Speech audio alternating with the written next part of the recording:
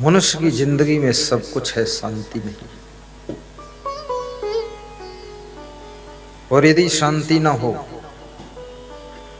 सोने की लंका भी बेकार है। मंदोदरी सोने की लंका में रहती है लेकिन दुखी रहती है। आज तक महिलाओं को ज्ञान नहीं हुआ। सोने की लंका में रहने वाली मंदोदरी को शांति नहीं मिली। और ये महिलाएं एक तोला पहनकर शांति ढूंढ रही। एक तोला सोना, एक तोला की चैन पहनकर चैन ढूंढ रही। वो कहती हैं दिल में चैन नहीं है, और गले में चैन है, और साइकिल में चैन कवर नहीं। सोना महिलाओं का श्रृंगार है। सोना एक चमकती हुई धातु है। सोना पहनना बुरा नहीं, लेकिन याद रखना, सोने की चैन के लिए बेचैन रहना ये जीवन के लिए बहुत बड़ा अपराध है। सोने की चैन मिले न मिले, आपकी मन में चैन होना चाहिए। मन में चैन होना चाहिए। सोने की चैन भी पहनो, अच्छी बात है, लेकिन आपके दिल में चैन कैसे आएगी, मन में चैन कैसे आएगी? वो सत्संग और भक्ति से आएगी। इसलिए धनवान बनो, बुरा नहीं। सोने की लंका तो तुम नहीं बना सकते हो, लेकिन सोने की कुर्सी खरीद लो। कुर्सी नहीं खरीद सकते हो तो सोने का चम्मच खरीद लो। एक चम्मच ले लो, उसी से खाया करो भोजन। कम से कम कुछ तो रोब लगा सकोगे कि सोने के चम्मच से खाता हो, भले ही पत्तल में खाओ। किसी के यहाँ विवाह में जाओ, जेब में सोने का चम्मच धर के ले जाओ, और सब जब खाने लग जाए तो चम्मच जेब से निकाल के धो करके चालू करो, और इसे चमकाओ भी, दिखाओ सोने का चम्मच।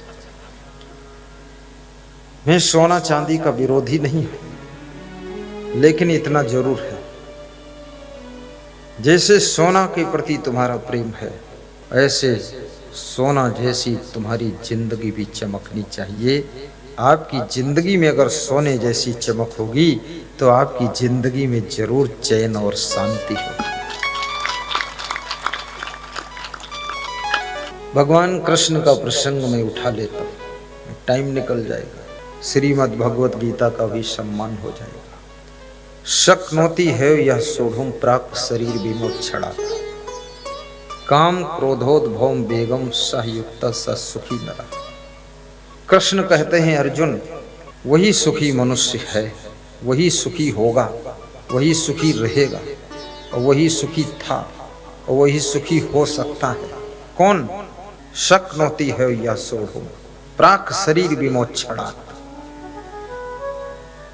जो ये शरीर के मरने से पहले, देखिए बहुत बड़ी बात गीता भगवत कह रही है, जो मृत्यु से पहले पहले अपने भीतर उठे हुए काम और क्रोध के तूफान को कंट्रोल कर लेता है, लोभ और मोह की आंधी को कंट्रोल कर लेता है, ईर्ष्या द्वेष और अहंकार के उतार चढ़ाव की लहरों को नियंत्रित कर लेता है, वह व्यक्ति तुरंत सुखी हो सकता है।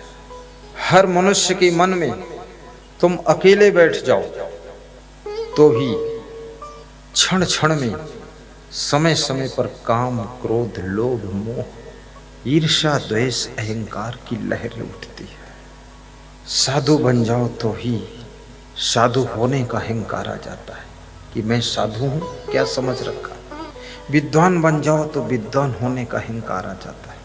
धनवान बन जाओ तो धनवान होने का अहंकार आ जाता है। मुख्यमंत्री बन जाओ तो मुख्यमंत्री बनने का अभिमान आ जाता है, मैं मुख्यमंत्री हूँ, मिलोगे नहीं किसी से फिर। और अभिमान हमेशा दुख पैदा करता है। रावण को भगवान राम ने नहीं मारा है।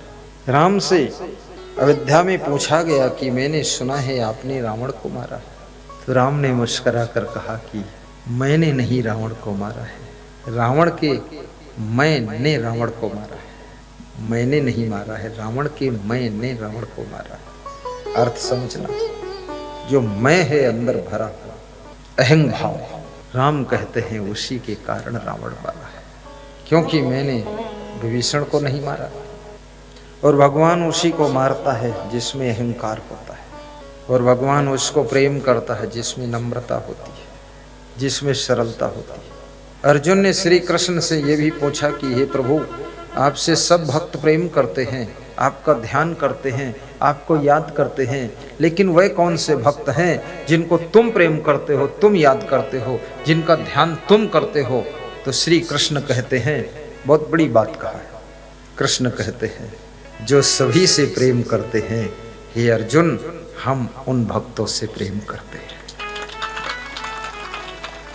मेरे जीवन में दो उदाहरण आए।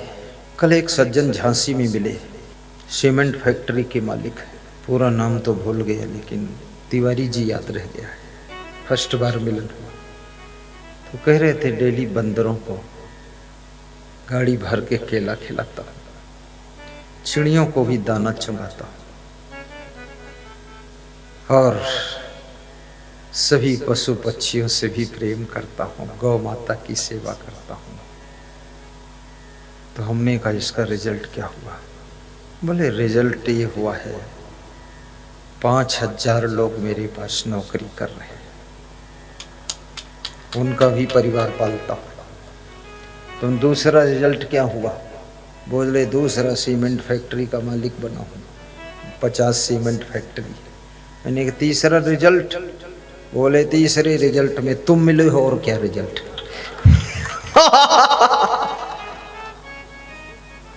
नाम है गोविंद तिवारी। आशीर्वाद आपको याद दिलाया, हरीश दास। इनका भी बहुत प्रेम है, बड़ा ध्यान रखते। गोविंद तिवारी बोले, इटावा के लिए सत्संग दीजिए, झांसी के लिए सत्संग दीजिए, और झांसी जब आइए मेरे यहाँ रहिए। तो मैंने सोचा, झांसी जाऊं, उसके यहाँ रहूं, कहीं डाल दिया 1 ट्रक सीमेंट मेरे ऊपर तो क्या होगा? फैक्ट्री का मालिक है। लेकिन दूसरे भक्त घनश्याम दास गुप्ता, वो कह रहे थे कि हम बहुत गरीब थे गुरुदेव, दुख देखा, लेकिन बंदरों को खिलाता हूँ, बिस्कुट खिलाता हूँ, केला खिलाता हूँ, चिड़ियों को दाना चुगाता हूँ, बतखों को दाना देता हूँ, गायों को चारा खिलाता हूँ, भिखारियों को रोटी बांटता हूँ। बोले, न जाने कहां से धन वर्षा हुई है। सब भाई जहां के तहां रह गए, हम बहुत आगे बढ़ गए, और साधु संत को बहुत मानता हूं। हमने कहा, और क्या किया तुमने जीवन में? बोले, और आश्रम बनाकर आपको दान कर दिया, लखनऊ में रजिस्ट्री लिख दिया, ये बहुत बड़ा काम किया। चिड़ियों की सेवा, पशु पंछियों की सेवा और मनुष्यों की सेवा, ये आपके जीवन को मंगलमय बनाती है। आत्माओं की दुआएं मिलती है, आपको इधर उधर भटकने की जरूरत नहीं है। सत्संग कराइए, इससे भी बहुत पुण्य बढ़ जाएगा। अगर 10,000 आत्माएं सत्संग सुनती हैं, और 10,000 में अगर 5,000 आत्माओं को भी समझ में आता है, और 5,000 में अगर 1,000 लोगों में परिवर्तन आता है, तो 1,000 परिवारों में शांति सुख आता है, जिसका पुण्य सत्संग कराने वाले को ही प्राप्त होता है।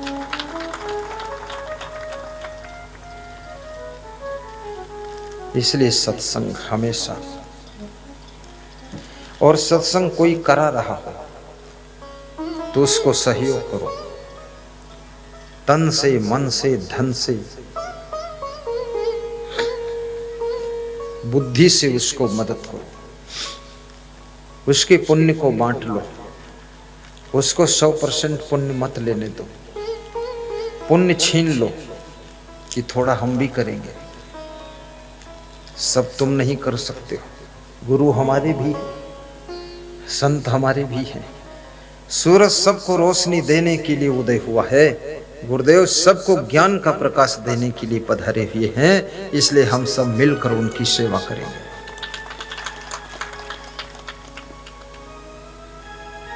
सेवा में हिस्सा बांटना चाहिए। शक्नोति है यह सोही, अनपेक्षा शुचि दक्षा उदासीनो गतव्य था, सर्वारंभ परित्यागी गुणातीता स उच्यते भक्तिमान में समय प्रिया। बड़ी मजे की बात है।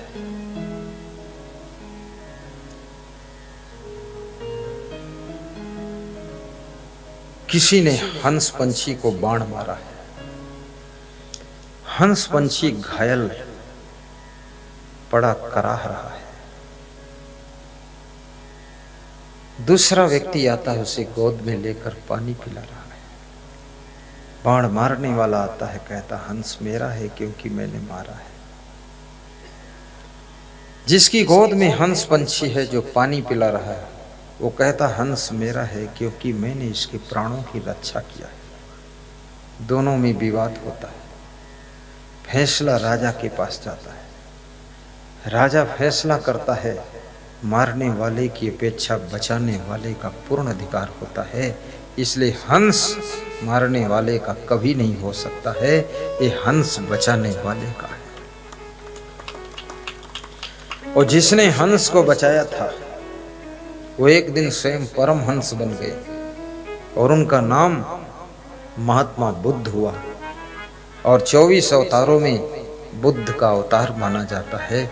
इसलिए याद रखना, दया करना भगवान का गुण है।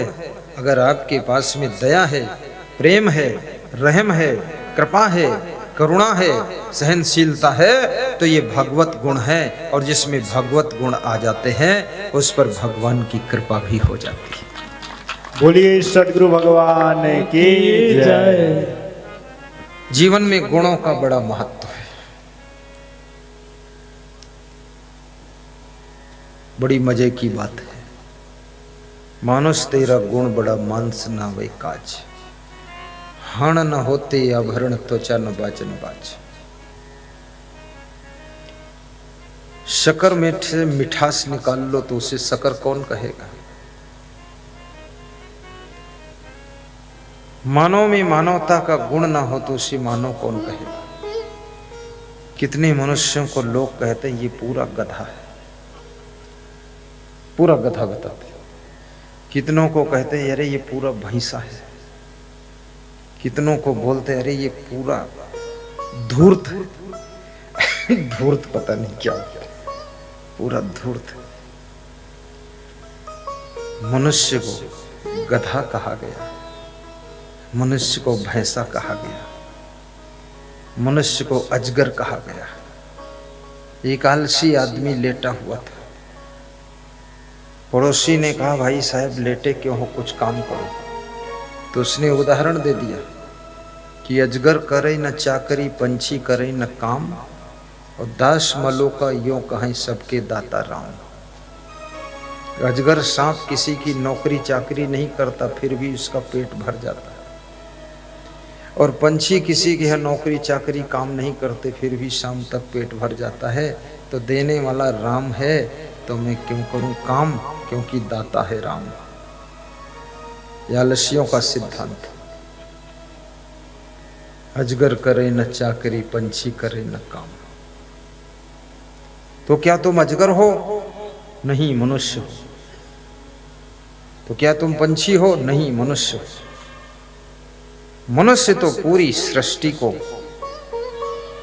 शुद्ध करने वाला है, पूरी सृष्टि को नित नूतन रूप प्रदान करने वाला मनुष्य है। अगर मनुष्य आलसी हो गया तो सृष्टि की व्यवस्था रंग भंग हो सकती है। आलस्योपहता विद्या, आलसी की विद्या नष्ट हो जाती है। जो विद्यार्थी आलसी है उसको एक अक्षर का ज्ञान नहीं हो सकता। विद्यार्थी का शत्रु आलस्य है। अलग बीजम हतम क्षेत्रम हतम सैन्यम नायकम। कम बीज बोने से खेत नष्ट हो जाता है। सेनापति के बिना सेना नष्ट हो जाती, मारी जाती है। आलस्योपहता विद्या पर हस्ते गतम धनम। दूसरे के हाथ में गया हुआ धन वापस मिले न मिले वो नष्ट ही समझो। लोग कहते हैं अगले हफ्ते में दे देंगे, उधार दे दो 50,000। तुमने दे दिया, उनका अगला हफ्ता आता ही नहीं। 5 साल हो गए, पता नहीं कितना लंबा हफ्ता है। हंस करके उधार देते हो, रो रो कर वापस मांगते हो, फिर भी पैसा नहीं देते हो। याद रखना, किसी से उधार लिया है तो समय से 1 दिन पहले लौटा दीजिए। अगर नहीं लौटा सकते हो तो उसको फोन करके क्षमा मांग लीजिए कि भाई साहब दूसरी समस्या आ गई, लेकिन दे देंगे जरूर महीने भर में। और फिर उसको प्रयास करके दे दो, ताकि दोबारा जरूरत पड़े तो फिर उधार मिल सके।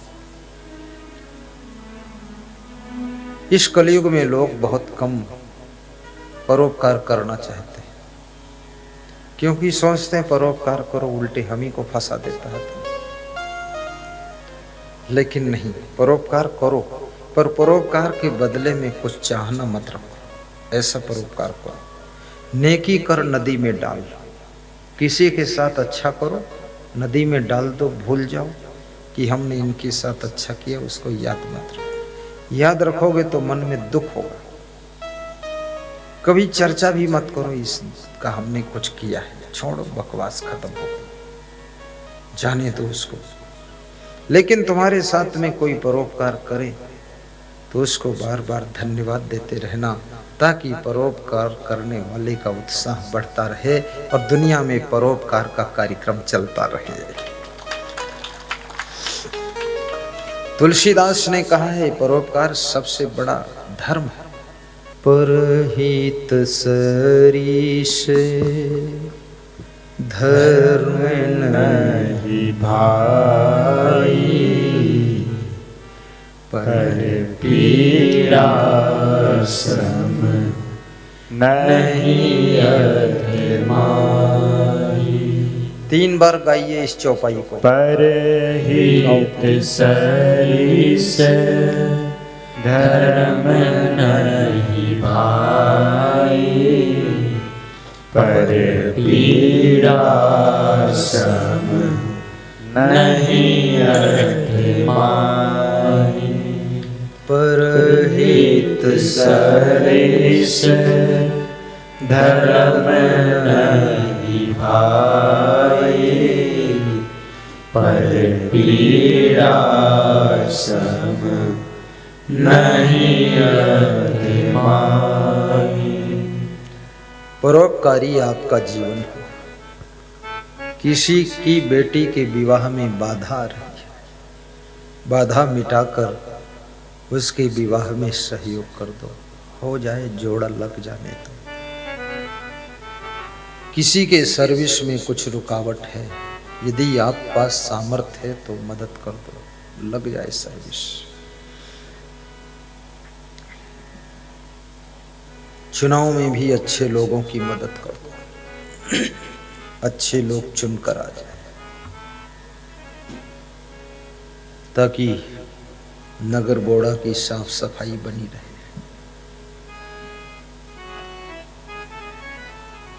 चुनाव भी बहुत विवेक का कार्य है और नाना प्रकार की चुनाव आते रहते हैं। संपूर्ण जिंदगी चुनाव से प्रभावित है। कुछ पर्सनल चुनाव हैं और कुछ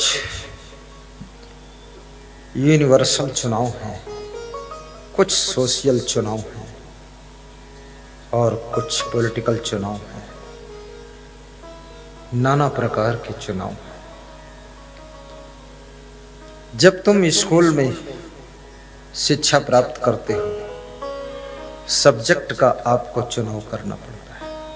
सब्जेक्ट आप सिलेक्ट करते हैं कि मुझे साइंस से पढ़ना, कि एग्रीकल्चर से, कि कॉमर्स से, कि लिटरेचर से। ये आपका चुनाव है। लिटरेचर से पढ़ोगे फिर डॉक्टर बनना चाहो तो संभव नहीं। मैथ से पढ़ोगे फिर डॉक्टर नहीं बन सकते, इंजीनियर बन सकते। फिर बायोलॉजी से पढ़ना पड़ेगा तब डॉक्टर बनेंगे। कॉमर्स से पढ़ोगे तो बैंकिंग सेवा मिलेगी। एग्रीकल्चर से पढ़ोगे फिर सोचो कि हम डॉक्टर बन जाए, नहीं, किसी कृषि विभाग में नौकरी मिल सकती है। इसलिए चुनाव सही करो। परोपकाराय शताम विभूतया। नीति शास्त्र कहता है जो परोपकार करता है वो व्यक्ति संत के गुणों से विभूषित होता है, क्योंकि संत वृक्ष, नदी, पहाड़ और धरती ये 5 परोपकारी लिस्ट में है। संत बिटप सरिता गिरिधरणी, परहित हेतु इन्हीं की करनी। धरती मिट्टी है लेकिन तुम्हें अन्न देती है, पहाड़ पत्थर है पर वो टुकड़े टुकड़े तोड़कर तुम घर बनाते, सड़क बनाते, रेलवे लाइन पर पत्थर बिछाते।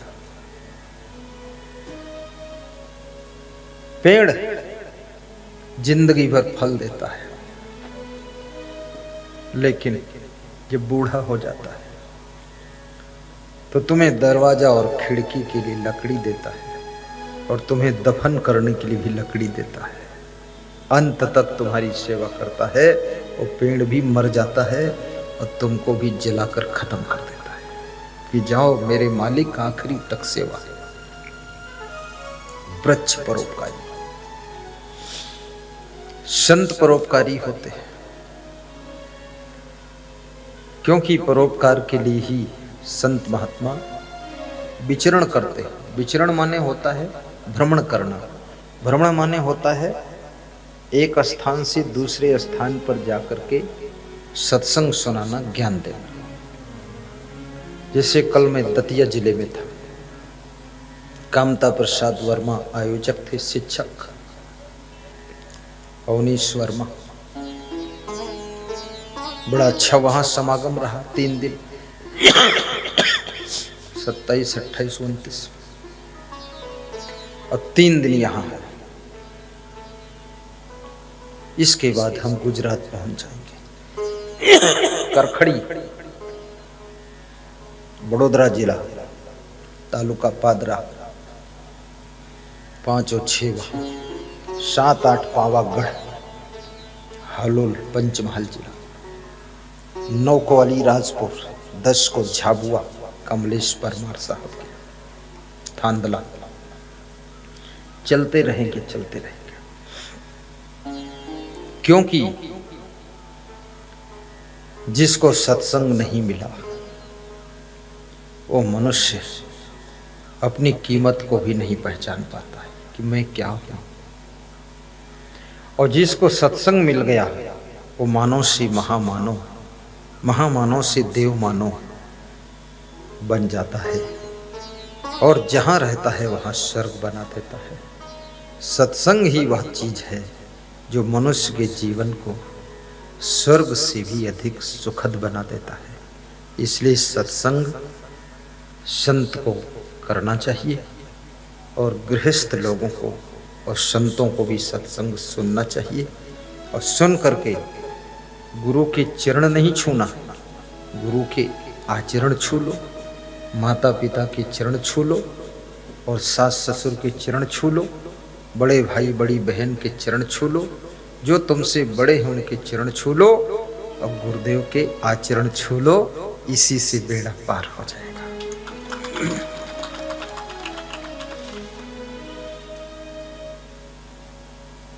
शक्नोती है या सोढ़ुम प्राक शरीर विमोक्षणा। तो मैं आपको शुभारंभ में बताया था कि आपके पास में एक तो तन है, दूसरा मन है।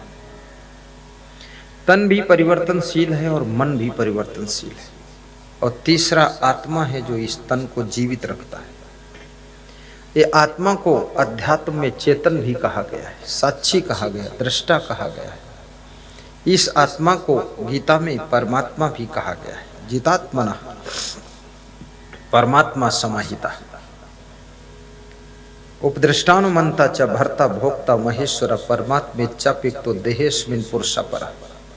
ईश्वर सर्वभूतानां हृदय से अर्जुन तिष्ठति। ईश्वर समस्त शरीरधारियों के भीतर हृदय में स्थित है। ईश्वर कहाँ रहता है?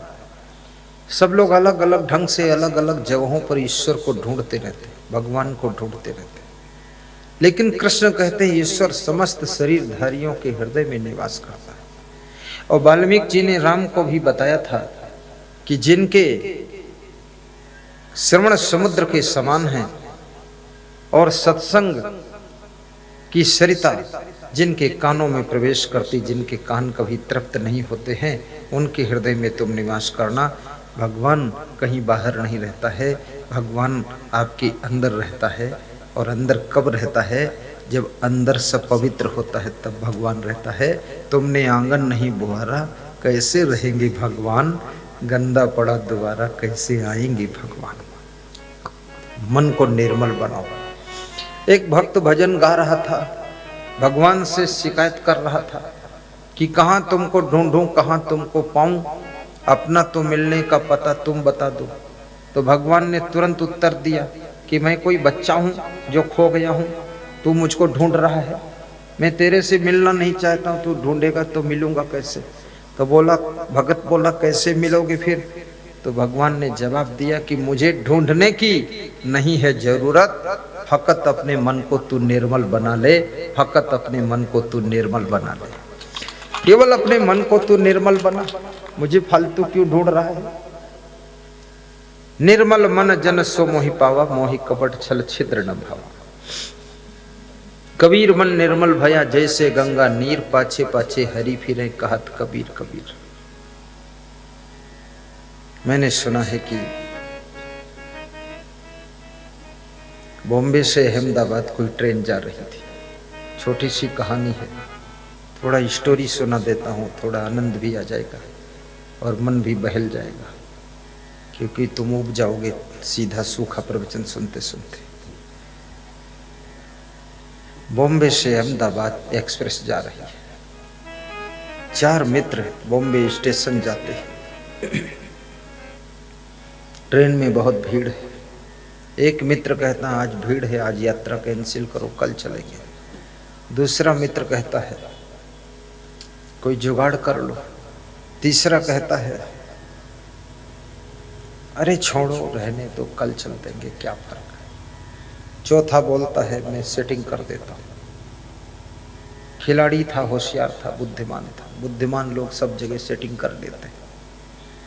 तो उसने क्या किया, प्लेटफार्म पर पीछे बढ़ा। चौथा मित्र तेज दौड़ता हुआ आया और डिब्बे में जो बैठे हुए थे लोग गेट पर खड़े थे, बोगी में, उनको जोर से ढकेला, धक्का मारा और कहा मूर्खों, मर जाना चाहते हो क्या?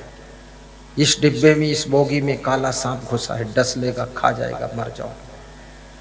सब डर गए, सब कूद कूद के सब तरफ भाग गए, पूरा डिब्बा खाली हो गया। उसने अपने मित्रों से कहा आइए सो जाइए, सेटिंग हो गई। अरे बहुत चतुर लोग हैं दुनिया में, तुमको चतुराई इतनी कहां पता है। चारों मित्र सो गए ऊपरी बर्थ पर।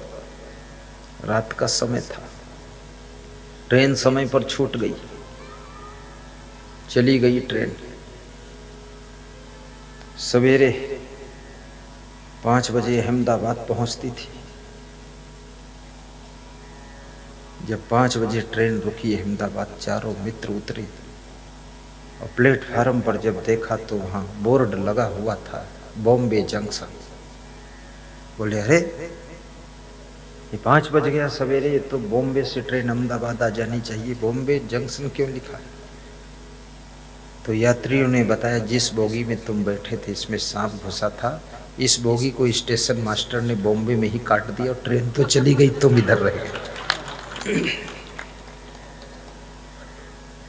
तो जिसके दिल की बोगी में कपट का काला सांप घुसा हुआ है, वो बोगी इधर ही कट जाएगी। बाकी उनकी ट्रेन जाएगी, उन्हीं की बोगी जिसमें कपट का काला सांप नहीं घुसा है। इसलिए कपट के काले सांप को निकाल दो कृपया, ताकि आपकी भी बोगी आगे जा सके। जिनके कपट दंभ नहीं माया, तिनके हृदय बसहु रघुराया। तिनके हृदय बसहु रघुराया। मंगल भवन मंगल हारी द्रवहु सुदशरथ अजर बिहारी।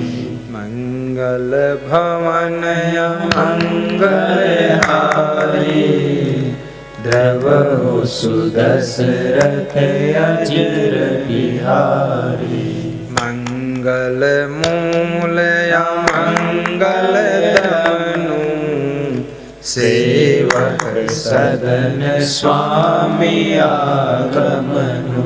सेवक सदन स्वामी आगमनु। सेवक सदन स्वामी आगमनु। बोलिए सद्गुरु भगवान की जय। ध्यान एकाग्र करना। शरीर को कितनी कोशिशें कर लो, धीरे धीरे धीरे धीरे उगता सूरज धीरे धीरे ढलता है, ढल जाएगा। लेकिन बहुत लंबा समय आपको मिलता है, 100 साल की उम्र।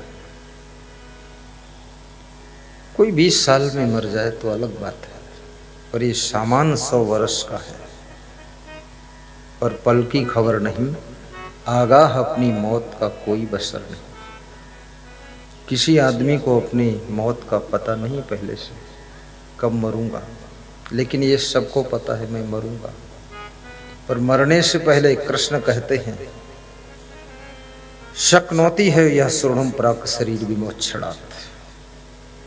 शरीर के नाश होने से पहले पहले, शरीर की मृत्यु होने से पहले पहले इस शरीर में उठे हुए काम और क्रोध, लोभ और मोह, ईर्ष्या और द्वेष, छल और कपट, अहंकार को जो मारने में सक्षम हो जाता है, जो नियंत्रण करने में सक्षम हो जाता है, वही सुखी होता है और उसी को योगी कहा जाता है। वही संत होता है जो काम क्रोध लोभ मोह ईर्ष्या द्वेष अहंकार को जीते जी मरने से पहले पहले इनको नियंत्रित कर लेता है। वो सुखी भी हो जाता है और वो योगी कहलाता है। ये योगी होना, साधु होना, ये साधु होना और कुछ नहीं है। ये कपड़ा कोई सफ़ेद पहनता, कोई लाल पहनता, कोई पीला पहनता, कोई 2 कलर का पहनता है, कोई तिलक लंबा लगाता, कोई गोल लगाता, कोई लाल लगाता, कोई पीला लगाता, कोई सफ़ेद लगाता, कोई पूरा माथा पोतता, कोई केवल टिक्की लगाता है। हाँ, ये इसमें कोई बात नहीं, जो तुम्हें रुचि करो। लेकिन साधुता क्या चीज़ है? काम क्रोध को जीतना ही साधुता, लोभ मोह को जीतना ही साधुता। साधु का मोह मर जाना चाहिए। और याद रखना, सुख तुमको भी तभी मिलेगा, घर में रहो लेकिन घर के मोह में मत रहो, धन में रहो लेकिन धन के लोभ में मत रहो, धनवान बनो पर धन का अभिमान न करो, बड़े से बड़े पद पर बैठो लेकिन पद का मद मत करो, और अपने मन को वश में रखो। फिर देखो इतना सुख पाओगे कि हर समय हंसते रहोगे, मुस्कुराते रहोगे, खुश रहोगे, जिंदगी में कोई दुख है ही नहीं। बिल्कुल। क्रोध को भी काबू करो, सहन शक्ति को बढ़ाओ, मन सोहरौना नहीं बनाओ, सहनशील बन आप रहो। कोई समस्या है उसका सही समाधान निकालिए, समय पर कार्य को कर लो, देरी मत लगाओ, पछताने का भी समय नहीं है। 24 घंटे में 2-4 बार जोर से हंसो भी, मुस्कुरा कर काम करो, चिंता और टेंशन से बचो। दुनिया में लाख कोशिश कर लो फिर भी नुकसान होगा ही आपका। नुकसान को तुम रोक नहीं सकते।